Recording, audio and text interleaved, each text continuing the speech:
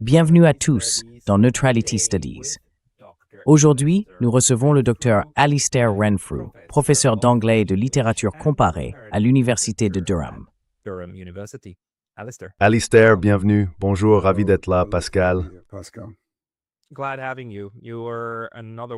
Ravi de vous avoir avec nous. Vous faites partie de ces esprits brillants que j'ai rencontrés récemment lors de cette grande conférence à Pskov, en Russie. Vous avez une approche un peu différente du sujet russe. Même si vous venez aussi des études russes, vous êtes également professeur de littérature. Et vous avez dit que l'une des choses qui vous agace, c'est qu'il y a, selon vous, beaucoup d'incompréhension. Pas seulement de la russophobie, mais de vraies incompréhensions en Occident à propos de la politique étrangère de la Russie. Alors, commençons par là. Pouvez-vous nous donner un aperçu de ces malentendus?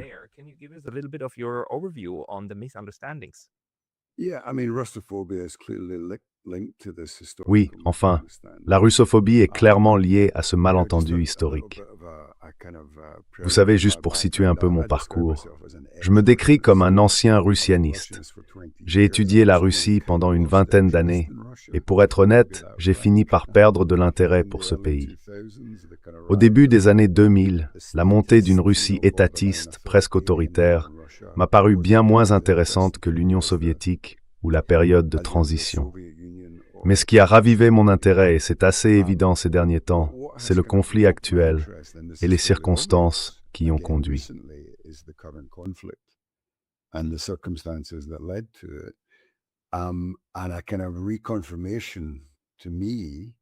Et pour moi, c'est une sorte de confirmation supplémentaire que tout comme nous avons échoué à le faire à différentes périodes de l'histoire des relations, notamment entre la Grande-Bretagne et la Russie, mais je pense que cela vaut plus largement, à la fois au niveau des élites et au niveau de l'opinion publique. Nous ne comprenons toujours pas assez bien la Russie, ni ses motivations. Alors, si on replace ça dans le cadre de la politique étrangère, puisque c'était le sens de votre question, l'idée essentielle à faire passer, c'est que les pays occidentaux, la Grande-Bretagne au XIXe siècle en tête, ont constamment interprété une stratégie défensive de la part de la Russie comme une politique agressive ou expansionniste. Et pour moi, c'est là que se trouve le cœur du problème.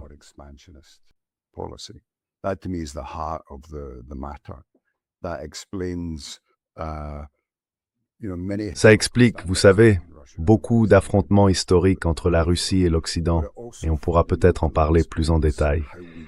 Mais ça explique aussi de manière fondamentale comment on en est arrivé là dans le conflit en Ukraine. La Russie, et on peut remonter aussi loin que vous le souhaitez, c'est à la fois un pilier de sa politique étrangère et quelque chose de profondément ancré dans la psychologie russe. Cette mentalité défensive, cette idée que la Russie, l'État russe, est en permanence menacée, encerclée. Et ça crée une attitude profondément enracinée qui est ensuite perçue à l'extérieur de la Russie comme une forme d'agressivité ou d'ambition territoriale.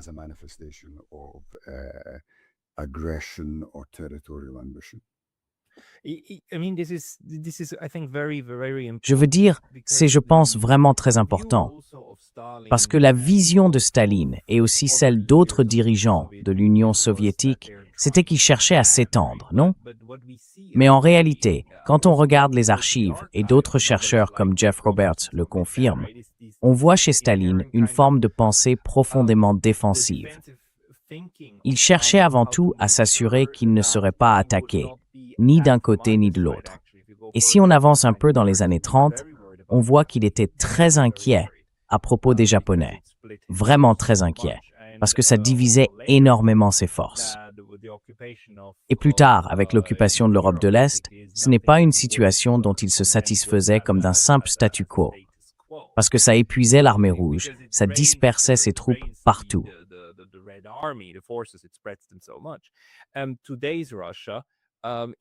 La Russie d'aujourd'hui est à nouveau présentée comme une sorte de néo-Union soviétique, ou comme un nouvel empire russe qui chercherait simplement à étendre son territoire.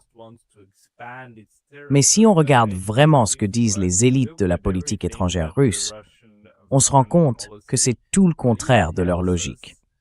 Ce qu'elles veulent, c'est sécuriser les frontières de la Russie. Vous pouvez peut-être nous donner votre interprétation?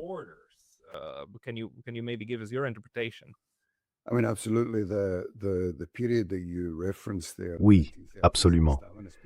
La période dont vous parlez, les années 30 et l'époque stalinienne, elle est bien sûr préparée par le moment de 1917. Et ce que la plupart des gens, en dehors de la Russie, même parmi les personnes instruites, ne se rappellent pas, s'ils l'ont jamais su, c'est que les révolutions russes de 1917 ont été suivies d'un long conflit. On l'appelle parfois une guerre civile, parfois une guerre révolutionnaire. Et pendant ce conflit, la Russie a été envahie par des forces expéditionnaires venues de Grande-Bretagne, d'Allemagne, de France, d'Autriche, des États-Unis, du Canada et du Japon. Il y avait d'ailleurs une force japonaise importante sur le territoire russe entre 1918 et 1922. Et tout cela prépare, si l'on pense en termes de symbolique marxiste, l'idée que la révolution est faite, du moins en apparence, non de la révolution mondiale.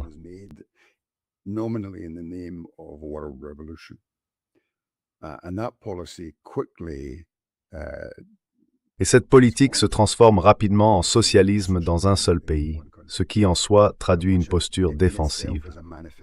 Cette posture défensive vient du sentiment d'être encerclé et constamment menacé. Depuis la guerre civile, entre 1918 et environ 1921-22, la politique étrangère soviétique, qu'on peut distinguer de la politique étrangère russe actuelle, a été largement déterminée par une peur très réaliste. Celle que les puissances occidentales continuent à chercher à saper la stabilité, la sécurité et l'unité de l'Union soviétique. C'est ce contexte qui prépare pratiquement tout ce qui s'est passé entre 1921-22 et le déclenchement de la Seconde Guerre mondiale. Tout ce qui se produit pendant cette période doit être compris avant tout comme relevant d'une stratégie défensive. Plutôt que de cette vision un peu cinématographique qu'on nous donne parfois d'une Russie ou d'une Union soviétique, puissance expansionniste obsédée par l'exportation de la révolution socialiste.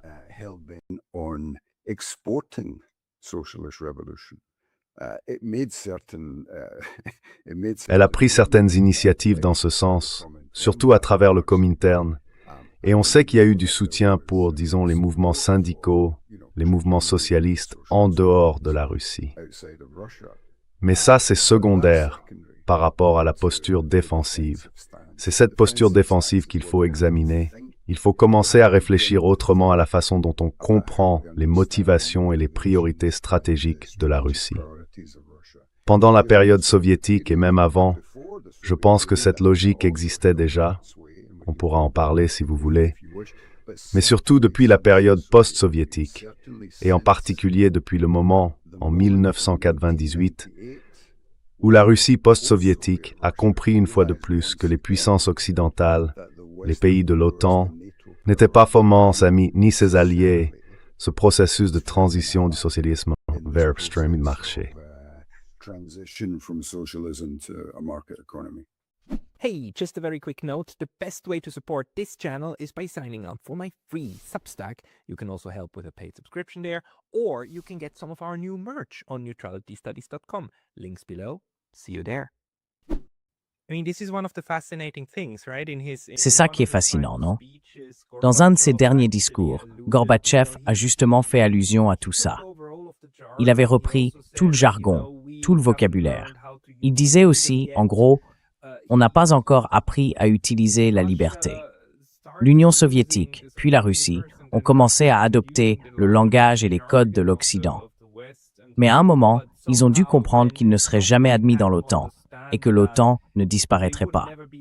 Et ça, évidemment, recrée tout le problème de sécurité. La grande idée de Gorbatchev, c'était cette maison européenne commune, où tout le monde serait en sécurité ensemble.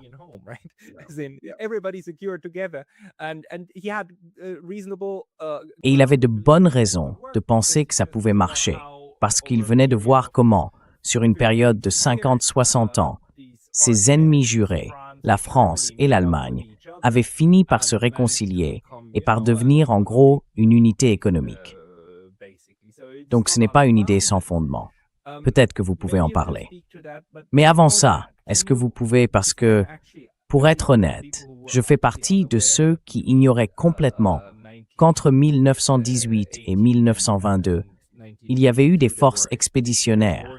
Est-ce que vous pouvez en dire un mot? Et bien sûr, ça va de pair avec le premier Napoléon, la guerre de Crimée, puis la Première Guerre mondiale. Toutes ces vagues où la Russie a été l'une des cibles à abattre. Mais je ne savais pas du tout pour celle de 18 à 22. Vous pouvez expliquer un peu cette time period? 18 to 22 one. Can you just explain that history a little bit? Eh bien, encore une fois, la vision populaire des révolutions russes, et c'est en grande partie compréhensible, se concentre surtout sur les événements immédiats, sur une seule nuit d'octobre, comme si tout s'était joué là. Mais en réalité, la révolution russe s'est poursuivie, de fait, jusqu'en 1922. Les forces expéditionnaires dont je parle, venues des États-Unis, du Canada, de la Grande-Bretagne, de la France et du Japon, ont toutes pris part au conflit. Je crois que la Légion tchécoslovaque a joué un rôle mineur dans le théâtre d'opérations sibérien. Et c'est justement ce qui nous paraît aujourd'hui si improbable. Mais l'essentiel, c'est que l'une des raisons pour lesquelles on peut qualifier cette guerre de guerre révolutionnaire plutôt que de guerre civile, c'est qu'une guerre civile suppose un conflit purement interne.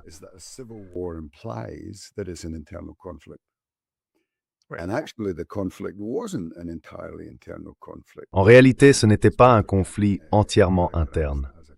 On pourrait plutôt dire que c'était un conflit où des puissances étrangères ont tenté de remettre en cause le succès des bolcheviks, leur succès politique.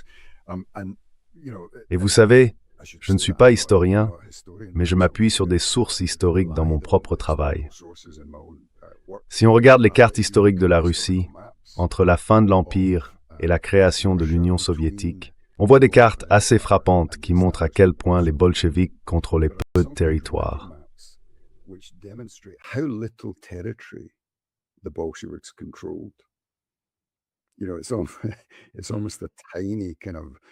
Vous savez, c'est presque minuscule, la partie du cœur de l'Europe qui était contrôlée par les bolcheviks en 1919-1920.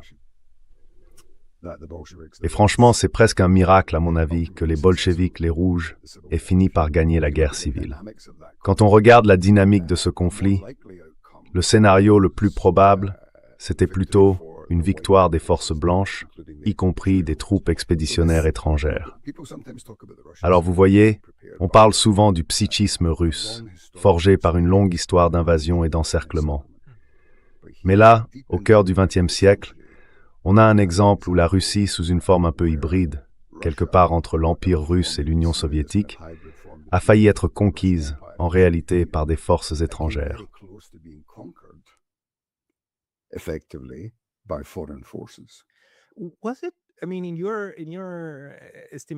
Est-ce que, selon vous, c'était tout aussi dangereux à ce moment-là, ou même plus dangereux que l'avancée des nazis en 41-42, quand ils étaient presque arrivés à Moscou? C'était une énorme invasion terrestre, non? Mais celle des années 20, elle aussi, était assez spectaculaire dans son genre, non?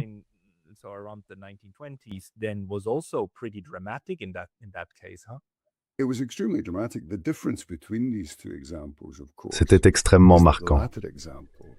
La différence entre ces deux exemples, bien sûr, c'est que le second, celui de 1942, reste un souvenir vivant seulement pour un tout petit nombre de personnes encore en vie qui l'ont réellement vécu. Et vous savez, vous êtes allé récemment en Russie, et quiconque s'y rend, à n'importe quel moment depuis la fin de ce qu'ils appellent la Grande Guerre patriotique, ressent à quel point ce moment-là a confirmé, une fois pour toutes, cette logique de défense. Et encore une fois, inutile de rappeler l'ampleur du sacrifice que la Russie a consenti pour vaincre le fascisme. Vous savez, en dehors des cours d'histoire américains, je pense que la plupart des gens comprennent que sans l'action soviétique sur le front de l'Est, l'issue de la Seconde Guerre mondiale aurait été totalement différente. Je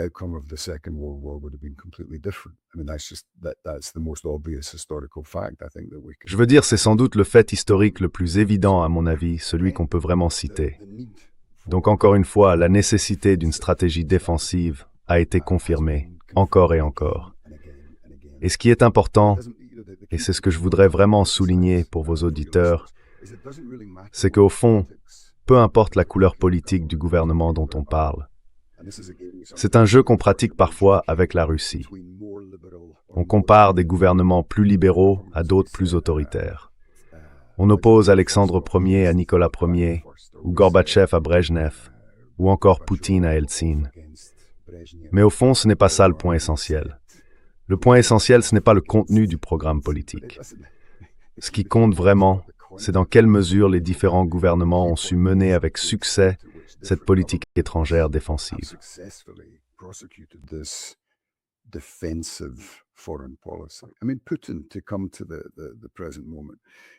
Je veux dire, si on en revient à la situation actuelle, Poutine est, comme on le sait, un produit de la guerre froide.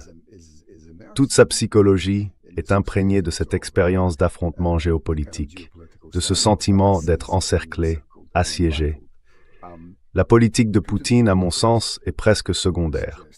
Elle me paraît sans grande importance. Sa politique n'est pas la mienne. Mais juger un personnage comme Poutine uniquement sur le contenu de son programme politique, c'est absurde. Poutine est avant tout un étatiste russe, et il occupe un rôle que beaucoup de dirigeants russes, à différentes époques de l'histoire, ont déjà tenu, quelle que soit leur orientation politique. C'est presque sans rapport. Le point essentiel, celui sur lequel je reviens toujours, c'est qu'il faut comprendre la politique étrangère russe à travers ce qu'on pourrait appeler une politique de défense avancée.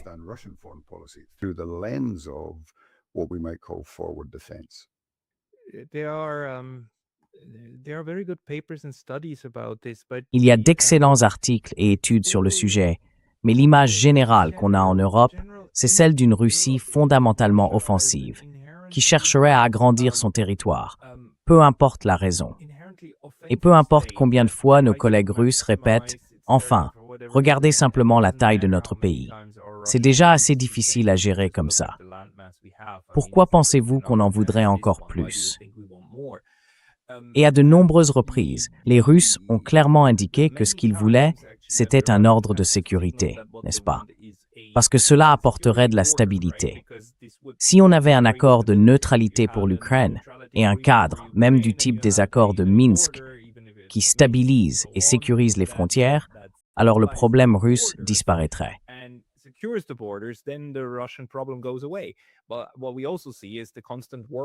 Mais ce qu'on voit aussi, c'est ce travail constant, ce travail permanent contre ce type de sécurité, sécuriser la frontière, et en même temps, de l'autre côté, la rendre plus vulnérable, en exposant la Russie, en la menaçant avec tout un arsenal de missiles juste à sa frontière.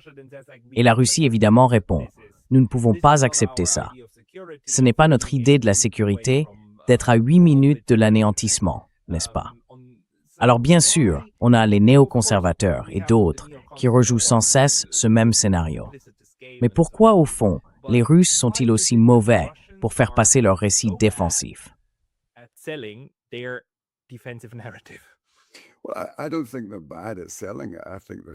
Eh bien, je ne pense pas qu'ils soient mauvais pour le vendre. Je pense simplement qu'on ne les écoute pas. Si on revient à Poutine, c'est vraiment un exemple sur lequel il vaut la peine de s'arrêter. Pendant les 8 premières années de son pouvoir, Poutine était absolument convaincu que la Russie devait et pouvait faire partie d'un ordre de sécurité européen et mondial plus large. C'était sa conviction profonde. Et il a fait des déclarations qui, je m'en souviens, m'avaient littéralement laissé bouche bée. Poutine, en 2002, dans une émission diffusée sur Internet, qui a depuis, comme on dit, disparu de la mémoire collective. Plus personne n'en parle. Il avait prononcé ces mots. Il pouvait imaginer une Union européenne dont la Russie ferait partie.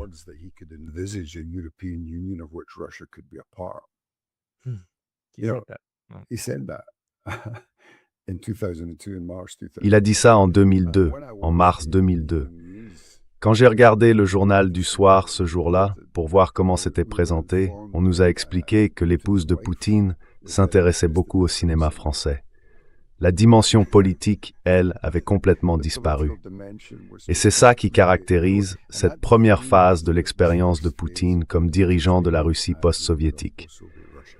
Il répète sans cesse le même message, ce qui, je pense, agace profondément certains de ses opposants politiques à l'intérieur du pays. Ça peut surprendre certains de vos auditeurs qu'on décrive Vladimir Poutine comme quelqu'un de naïf, d'une manière ou d'une autre. Mais il y a bien une forme de naïveté dans cette première période de son leadership. Et à mon avis, il y a aussi une naïveté plus générale à propos de la Russie et des Russes. Et ça nous ramène à votre question sur la manière de raconter l'histoire.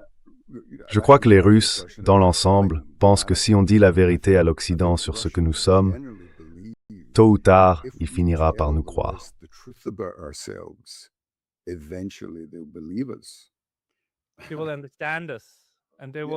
Ils vont nous comprendre. Il faut juste lever le malentendu. Oui, il y a un malentendu. Ce qu'il faut, ce sont des passerelles. Dmitri Trenin à New York et tous les autres. De la coopération, du dialogue, et ainsi de suite. Et vous savez, ce n'était pas seulement Vladimir Poutine. On devrait sans doute voir ça comme un moment de naïveté. Ça concernait aussi des gens comme Jeffrey Sachs qui n'arrivaient pas à croire que son pays puisse aider la Pologne à sortir d'une crise monétaire, mais refusent de faire la même chose pour la Russie. Il n'y a pas cru, jusqu'à ce qu'on se moque de lui et qu'on le mette dehors.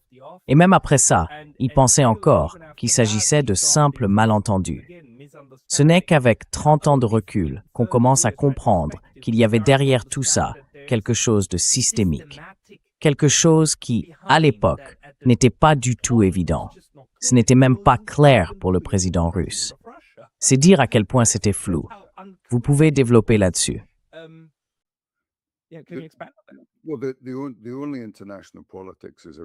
Eh bien, la seule politique internationale qui existe vraiment, c'est la politique internationale réaliste. Et la croyance, l'espoir, l'histoire nous montre qu'ils finissent toujours sur le bord de la route. Encore et encore, ça se répète. Vous savez, en 2007, dans son célèbre discours de Munich, Poutine essayait encore de faire passer ce message d'intégration. En 2008, et ça a été rappelé de nombreuses fois, Poutine a assisté au sommet de l'OTAN à Bucarest en tant qu'invité. Il était là, physiquement présent, n'est-ce pas? Je ne savais pas. Il a assisté au sommet de Bucarest en tant qu'invité. Et à ce même sommet, les pays de l'OTAN ont confirmé leur position concernant l'adhésion de la Géorgie et de l'Ukraine. Et nous y voilà. Avec le recul, tout cela paraît très délibéré. Et avec le recul, c'est aussi la fin d'une étape, la fin d'une phase et le début d'une autre. Vous savez, dans beaucoup de discussions sur le conflit actuel en Ukraine, les commentateurs rappellent que tout cela n'a pas commencé en 2022. Ça a commencé en 2014. En réalité, ça a commencé en 2008.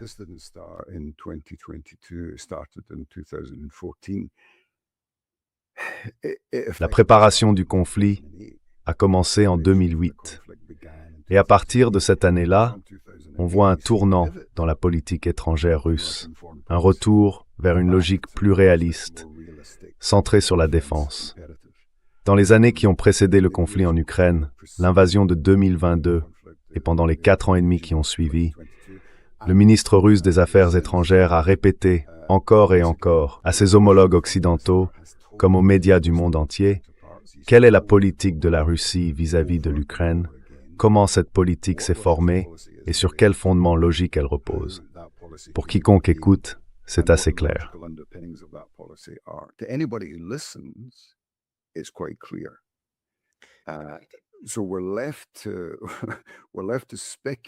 Nous en sommes donc réduits à spéculer sur les raisons pour lesquelles, que ce soit les élites politiques occidentales ou le grand public en Occident, ne semblent ni disposés ni capables d'entendre ce message pourtant très clair. Et cela nous ramène à ce sujet récurrent de la russophobie. Il y a comme un blocage, une sorte de peur historique programmée qui s'interpose. Cette peur historique est à certains égards bien réelle, et à d'autres, elle est fabriquée. Fabriquée par ces mêmes élites politiques qui, selon leurs propres priorités, refuse tout simplement de reconnaître le caractère défensif de la politique étrangère russe.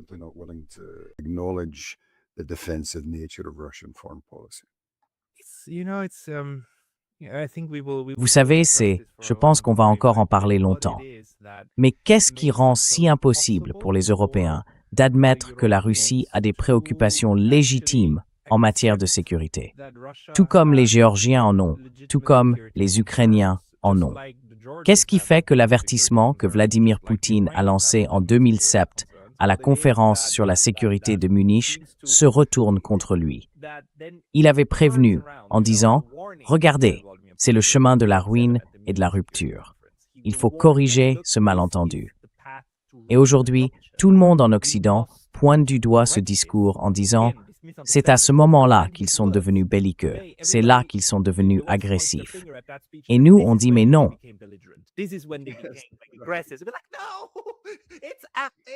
C'est une prédiction, c'est un avertissement que tout part dans la mauvaise direction. En 2008, Bucarest entre en scène.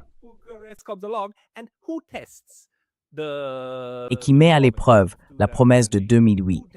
Qui la met à l'épreuve? C'est M. Saakashvili. Bien sûr, les Russes réagissent comme on le fait quand on subit une attaque et que la guerre est déjà en cours. Et là, l'Occident dit aussitôt, « Vous voyez, on vous l'avait dit, c'est exactement pour ça qu'on avait promis à la Géorgie l'adhésion. Parce que, soi-disant, les Russes sont tellement dangereux. » Mais en fait, vous créez des prophéties autoréalisatrices, exactement ce dont les Russes avaient mis en garde. Ils disent, « Regardez, c'est une très mauvaise idée. » Et puis ça se produit, et ils disent, « Vous voyez, on vous l'avait dit. » Est-ce que c'est une forme de biais de confirmation que les Européens appliquent à grande échelle?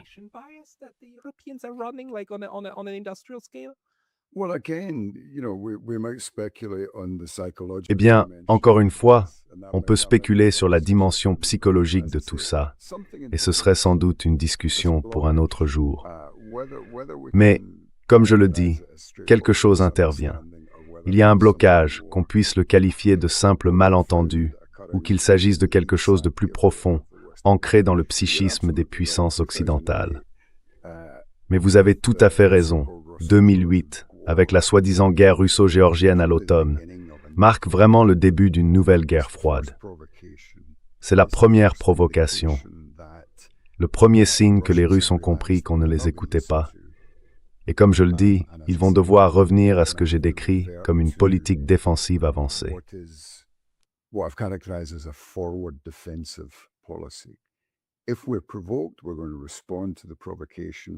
Si on nous provoque, on va répondre à la provocation. Et là encore, je pense qu'il y a un parallèle avec la préparation du conflit en Ukraine. Parce que, du point de vue stratégique occidental, ou disons d'un certain point de vue occidental, un peu cynique, ça peut sembler une situation gagnant-gagnant. On vous provoque, et si vous acceptez la provocation, on avance encore d'un pas. Si vous réagissez de manière agressive, on vous présente comme l'agresseur. Mais ce qui s'est passé en Géorgie en 2008, à une échelle très limitée, enfin, c'était une sorte de petite tragédie, ce qui s'est passé là-bas, eh bien, ces partitions temporaires en Ossétie et en Abkhazie sont toujours en place. Oui. Si vous partez de Tbilissi pour aller jusqu'à la frontière, l'agence où vous louez la voiture vous donne une carte et vous dit « Regardez, il ne faut surtout pas entrer avec la voiture dans cette zone, ni dans celle-là, ni dans celle-là. » Et il y a un transpondeur dans la voiture, donc ils sauront. Franchement, c'est absurde. Même quand vous traversez la Géorgie d'ouest en est, dans les plaines, à des centaines de kilomètres de l'Ossétie, à un moment, vous sentez que vous approchez d'une des zones de partition. Et c'est comme ça depuis 2008. Heureusement, en Géorgie, le nombre de victimes de cette soi-disant guerre est resté limité.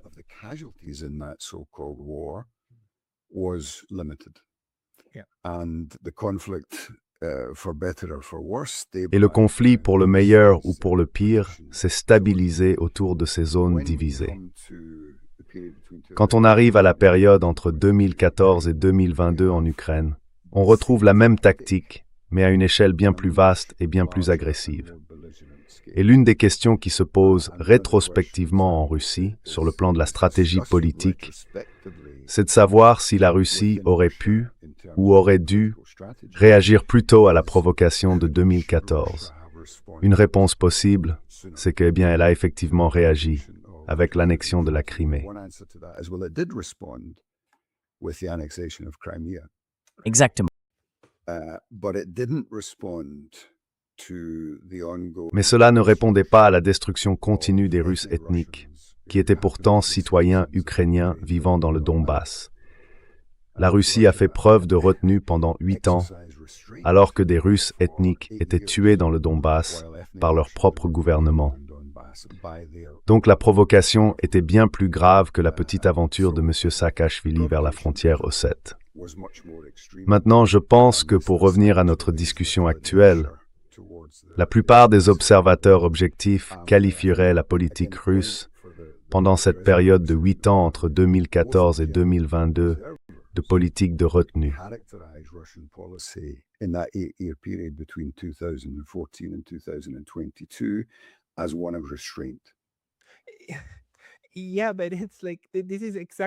Oui, mais justement, c'est exactement ça qui me frustre tellement dans le récit qu'on entend en Occident. À ce stade, ils ont complètement effacé toute cette expérience de leur mémoire. Et quand ils en parlent, c'est uniquement pour évoquer les séparatistes de l'Est soutenus par la Russie, comme si c'était déjà une tentative délibérée de mener une guerre sans le dire contre l'Ukraine. Alors qu'en réalité, si on regarde les accords de Minsk, il y en a eu 2, si on regarde la stratégie globale de la Russie, l'objectif était de garder le Donbass à l'intérieur de l'Ukraine, avec des territoires autonomes disposant d'un droit de veto sur la politique étrangère, ce qui de fait créait une Ukraine neutre et donc réglait le problème. C'était une solution très claire. Et jamais, pas une seule fois en 8 ans, la Russie n'a reconnu ces 2 républiques autoproclamées. Pour de très bonnes raisons d'ailleurs, parce qu'elle ne voulait pas saboter sa propre approche défensive. Et tout ça aujourd'hui est complètement déformé.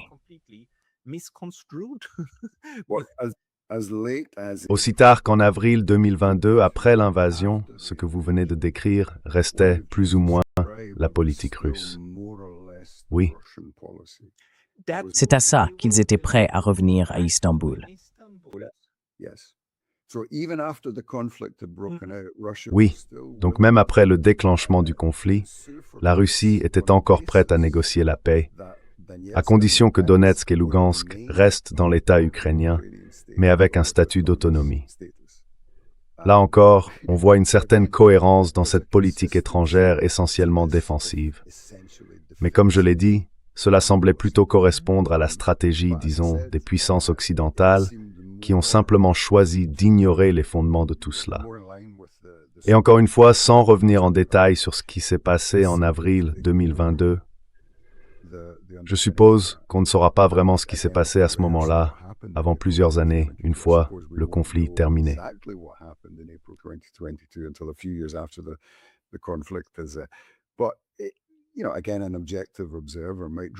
Mais, vous savez, encore une fois, un observateur objectif pourrait en conclure qu'à ce moment-là, même le gouvernement ukrainien semblait prêt à accepter cela comme le prix à payer pour mettre fin au conflit. Maintenant, encore une fois, on ne le saura sans doute que plusieurs années après la fin de la guerre. Et Dieu seul sait quand cela arrivera. Combien de vies ont été perdues entre maintenant et avril 2022? Même une estimation prudente parle de centaines de milliers de morts, peut-être plus encore. Et la question, celle que doivent affronter, je dirais, les stratèges des pays occidentaux, des pays de l'OTAN, c'est: qu'a-t-on réellement gagné en échange de pertes humaines d'une telle ampleur des 2 côtés?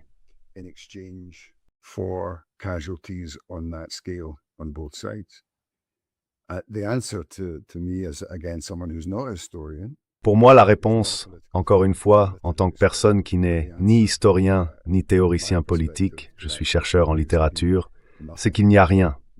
Rien n'a été gagné. Nous n'avons fait aucun progrès vers une résolution globale de ce conflit entre les intérêts légitimes de sécurité de la Russie et les priorités stratégiques de l'OTAN, quelles qu'elles soient.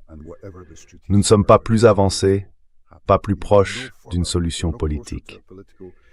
Et à mon avis, nous restons encore loin d'une véritable résolution du conflit lui-même.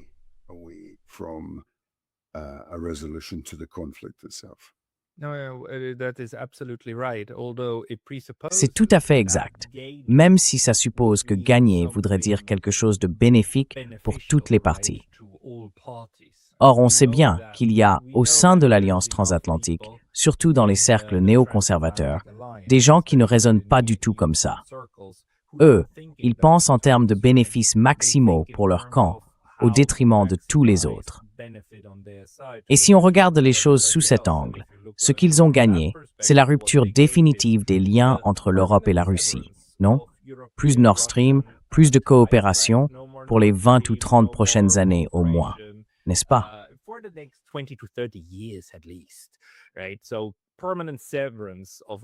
Donc, une rupture permanente entre la Russie et les Européens, une dépendance accrue des Européens envers les États-Unis et le renforcement du complexe militaro-industriel américain. Et n'oublions pas, ces gens malades considèrent le fait de sacrifier les Ukrainiens pour épuiser les Russes comme quelque chose de positif. Ces mêmes personnes qui se lèvent au Congrès et disent « Regardez, c'est le meilleur investissement de tous les temps.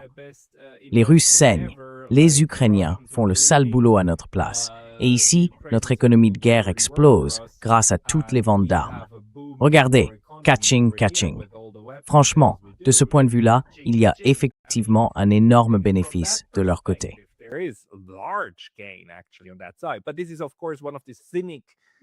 Mais ça, évidemment, c'est une de ces interprétations cyniques que je dirais, des gens comme Vladimir Poutine ont tendance à faire. Des gens qui, en réalité, pensent qu'au fond, il faut bien arriver à une forme de résolution, non? Qu'on cherche un certain statu quo qui fonctionne. Mais ce genre d'idée, ça ne leur parle pas vraiment. Ce qui est étrange pour moi, c'est que lui-même a dit qu'il connaît ces gens-là.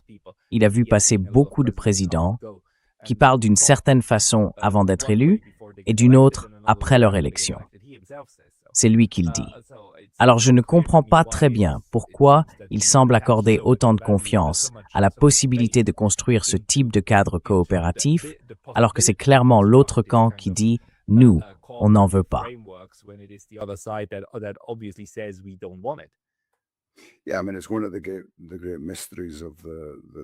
Oui, enfin, c'est l'un des grands mystères de ce conflit et du contexte géopolitique qui l'entoure. Pourquoi Poutine semble encore croire à une forme de résolution dans ces termes?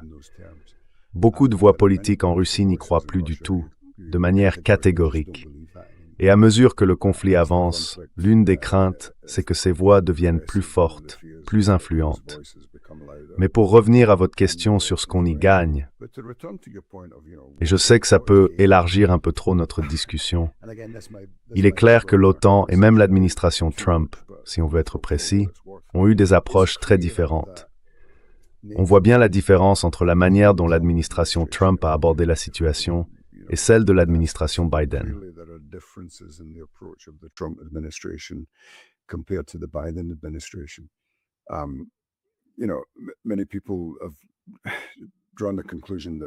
Beaucoup de gens en ont conclu que Trump n'était pas vraiment intéressé par l'Ukraine.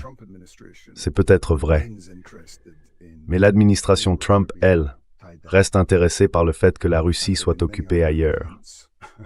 Et depuis 2022, il y a eu beaucoup d'événements qui n'auraient sans doute pas eu lieu aussi facilement si la Russie n'avait pas été ainsi retenue.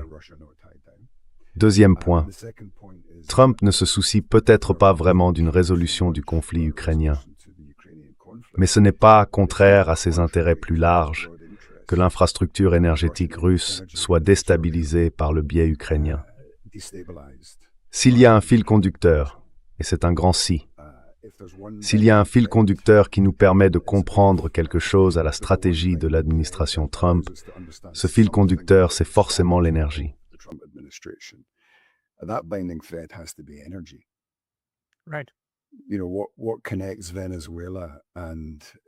Vous savez, qu'est-ce qui relie le Venezuela et l'Iran? Un matin, début janvier, je me suis réveillé et j'ai vu que les États-Unis avaient Enfin, il faut un petit moment pour réaliser ce qui s'est passé. Les États-Unis avaient enlevé le président d'un État souverain d'Amérique du Sud. Voilà. Une fois le choc passé, j'en suis tout de suite venu à la conclusion qu'il y aurait une guerre au Moyen-Orient avant l'été. Parce que sécuriser un certain flux d'énergie, le pétrole vénézuélien, était une condition préalable nécessaire à l'aventure en Iran. Et la Russie, dans ce grand jeu, celui des guerres mondiales de l'énergie, est en partie marginale, mais pas totalement hors du coup.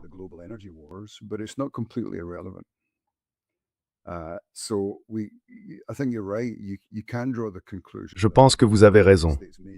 On peut en conclure que les États-Unis ne sont peut-être plus aussi intéressés par la stratégie offensive qui a provoqué le conflit, mais ils n'ont pas non plus d'intérêt particulier à y mettre fin.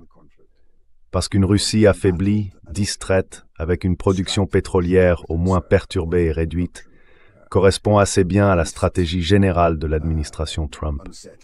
Je me rends compte que je commets l'erreur de débutant qui consiste à vouloir tirer des conclusions raisonnables et rationnelles sur la politique étrangère américaine à l'époque de Donald Trump. Alors je m'en excuse.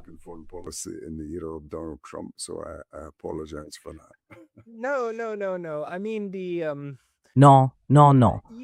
Je veux dire, même si ce n'était pas intentionnel, si c'est le résultat, alors oui, c'est légitime de dire que c'est quelque chose qu'un certain groupe aux États-Unis apprécie, non? Les gens qui profitent de toutes ces initiatives, des liens énergétiques qui se créent et de tout l'argent qu'il y a à gagner avec ça. Et on le sait, les États-Unis tournent autour de l'argent. Et on le voit bien. Le président, par exemple, a gagné $1 milliard américains l'an dernier, simplement parce que sa fortune a été placée de manière stratégique par d'autres et qu'il profite des avantages géopolitiques qu'il entretient. Et il y en a d'autres qui font la même chose. Eux aussi vont en sortir en disant « Eh bien, c'était une belle période ».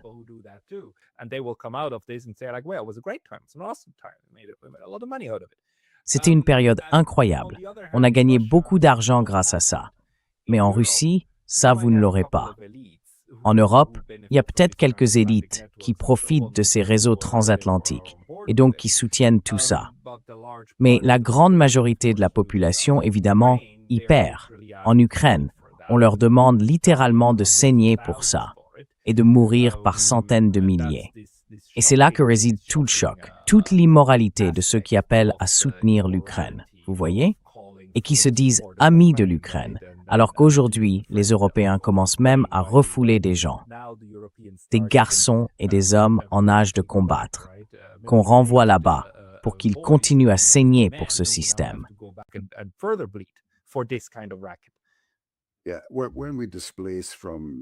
Oui, quand on passe de la politique américaine au théâtre européen, c'est là que, de mon point de vue, tout devient complètement inexplicable. C'est à ce moment-là qu'il faut, je crois, à nouveau faire appel à des catégories psychologiques. On ne peut tout simplement pas comprendre, d'un point de vue stratégique, pourquoi le continent européen semble prêt à se réarmer pour prolonger le conflit en Ukraine. Ou même l'étendre au-delà de l'Europe. Eh bien, voilà, c'est le point de blocage. C'est là où on en est. Et encore une fois, du point de vue russe, avant de revenir aux pays occidentaux, mon analyse, c'est que la Russie a pensé ce conflit de manière stratégique. Je crois qu'ils en ont conclu qu'ils pouvaient contrôler la guerre en Ukraine. Et si on revient à ce point essentiel sur la mauvaise compréhension en Occident de la Russie et de son état d'esprit, je pense que les Russes sont prêts, si nécessaire, à maintenir ce conflit limité aussi longtemps qu'il le faudra. John Mearsheimer a d'ailleurs décrit le scénario le plus probable comme une victoire russe désordonnée.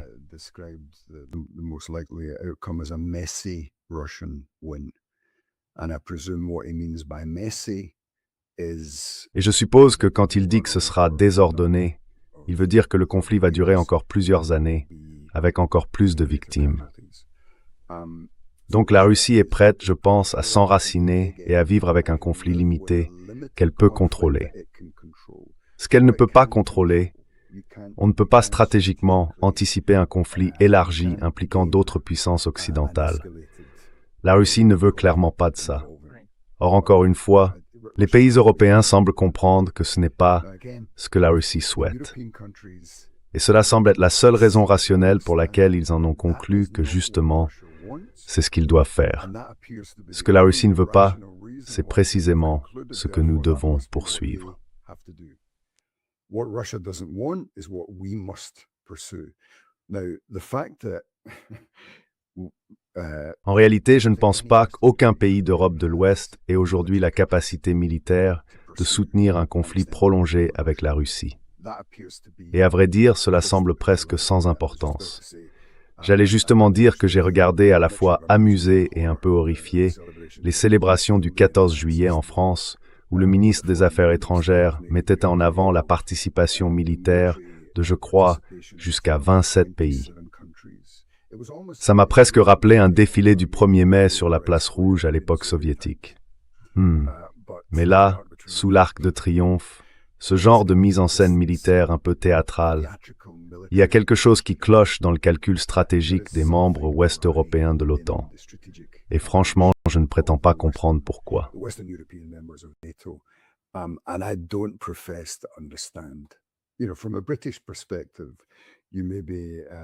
savez, du point de vue britannique, vous êtes peut-être au courant de ça.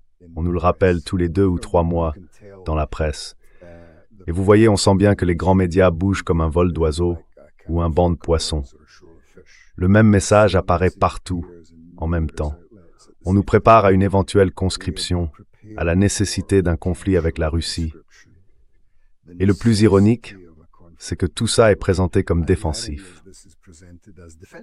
Oui, c'est quelque chose qu'on nous dit devoir affronter, parce que la Russie serait une puissance expansionniste, autoritaire et agressive. Et là, on touche au cœur du problème. C'est là-dessus que je veux revenir. Peut-être que tout ça repose sur un malentendu, peut-être sur une incompréhension fondamentale de l'orientation de la politique étrangère russe. Ou alors, c'est peut-être le dernier mensonge cynique produit par les services de sécurité, qui ont tout autorité et permanent.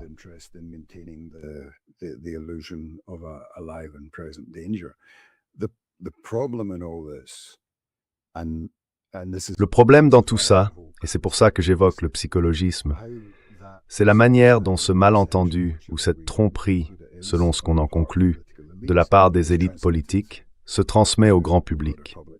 Autrement dit, comment on en arrive à faire croire ou à faire adhérer le grand public à l'idée qu'un conflit avec la Russie serait nécessaire. Alors, l'opinion publique, c'est quelque chose de notoirement insaisissable. Vous savez, tout le monde a une idée de ce qu'elle est à un moment donné, mais en réalité, on ne sait pas vraiment ce qu'elle sera tant qu'elle n'a pas été mise à l'épreuve publiquement. Et j'aimerais espérer, du moins dans le contexte britannique, que si un jour cette opinion est testée à propos d'un éventuel conflit avec la Russie, l'opinion publique britannique se rangera du côté de la raison. Mais bon, ça reste une spéculation de ma part.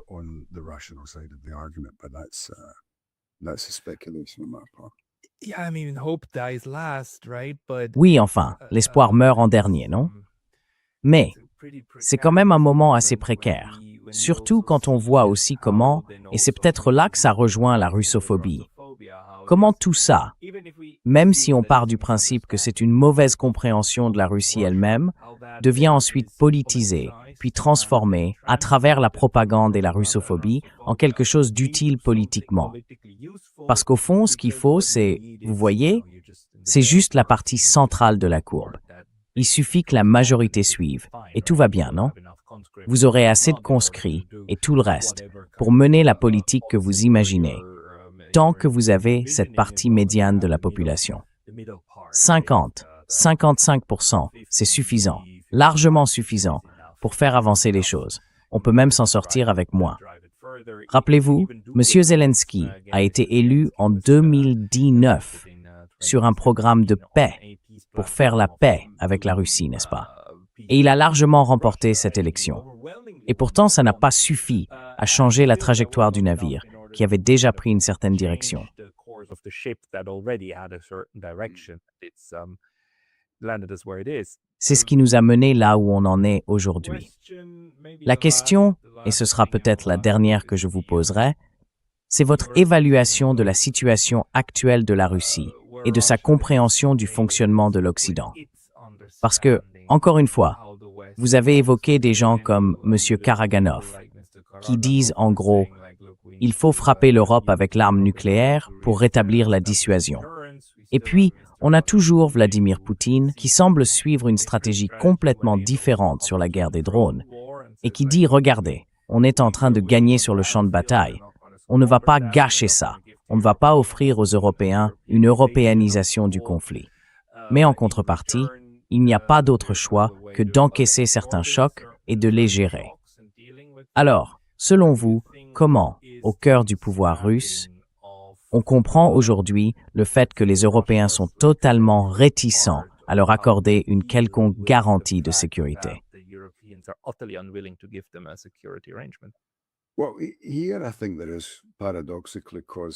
Eh bien, ici, je pense qu'il y a paradoxalement une raison d'espérer. Parce que si on accepte l'idée que j'ai avancée, à savoir que la politique étrangère russe, historiquement, à travers différents gouvernements et différentes orientations politiques, a toujours été fondamentalement défensive, si c'est vrai, alors c'est justement la base de l'espoir que cela continue de l'être. Et c'est mon estimation, je pense, comme je l'ai dit il y a un instant, que les Russes sont arrivés à la conclusion qu'ils peuvent maîtriser un conflit limité en Ukraine, mais qu'il leur sera sans doute impossible de contrôler les variables d'un conflit prolongé avec l'ensemble de la famille de l'OTAN.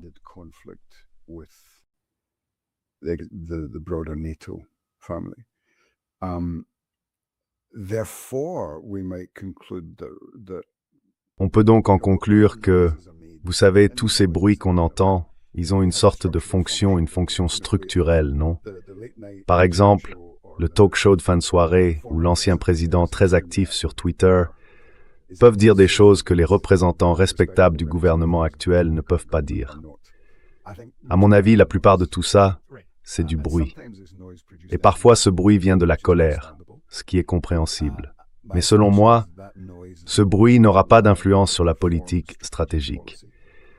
La Russie, elle, va sans doute continuer à suivre une politique étrangère fondamentalement défensive, même face à une provocation accrue.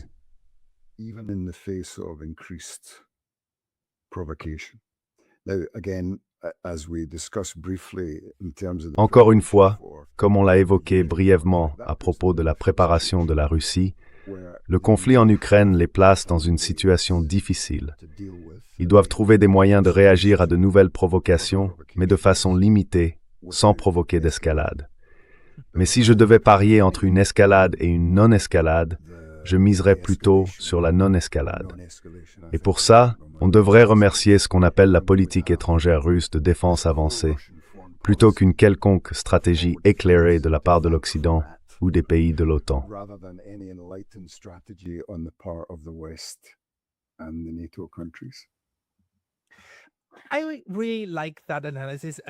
J'aime beaucoup cette analyse.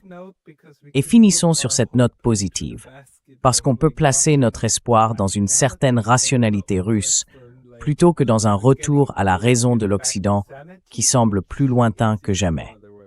Mais arrêtons-nous là. Alistair, pour les gens qui veulent te suivre, je sais que tu écris aussi sous un pseudonyme. Où peuvent-ils aller pour te lire ou en savoir plus sur toi?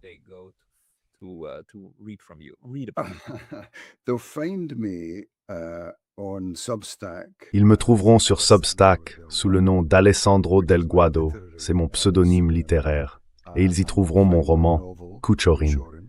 C'est un nom que tous vos auditeurs russes reconnaîtront, qu'ils achètent leurs livres en librairie ou sur le site de l'éditeur Faction Books, Alessandro Del Guado.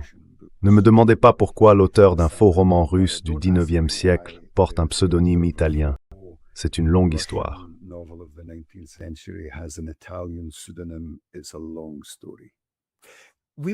On en parlera dans une autre interview, un autre jour. Pour l'instant, Alistair Renfrew, merci beaucoup d'avoir pris le temps de nous parler aujourd'hui. Merci beaucoup, Pascal Lotta. Merci.